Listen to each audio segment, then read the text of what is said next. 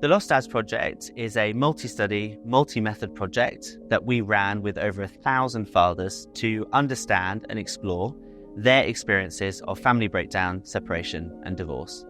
And this project was based on the previous findings that men have a really increased risk of suicide ideation and completion following divorce. And we wanted to understand why that was, and also explore the impact of various experiences around family breakdown. So for example, negotiating co-parenting and negotiating family courts on their mental health and their suicidality.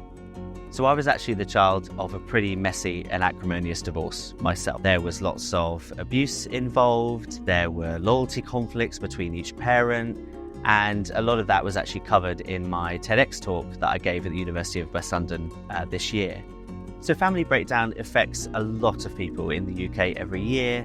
We have probably around 80 to 100,000 couples divorcing every single year in the UK. Around half of those will have a child under 16, and 20% of those will have a child under the age of 5. So it's a very, very common problem. But often what happens when the family breaks down is that there's a lack of support at that point. And you have individuals who are hurt, who don't know where their next steps are, who then have to navigate co-parenting plans to try and look after their children productively. And sadly, that often goes wrong. There's a lot of impact on the parents and the child's mental health because of that.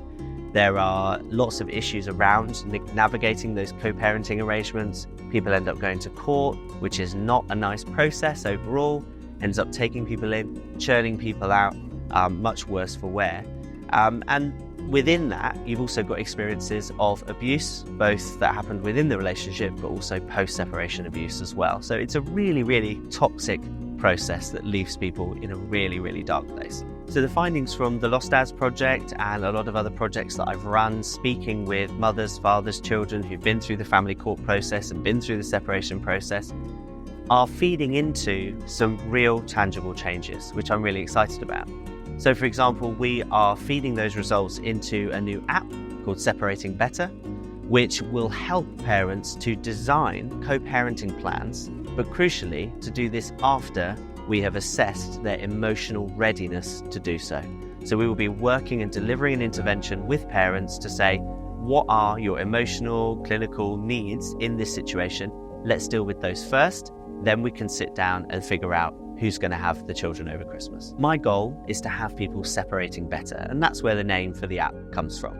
Because I want to try and help children. I want to try and help children like me who were placed in a really difficult position with loyalty conflicts, a really tough court case that have had profound and quite long-lasting mental health implications for myself and for many of the children that I've spoken to. So my goal is to change society so that we can really view separation as something that doesn't have to be as traumatizing and as hurtful as it is, and that we protect those that need to be protected and focus everybody else on the needs of the child and coming up with productive co-parenting plans around blended families and around making sure that the children are centered first.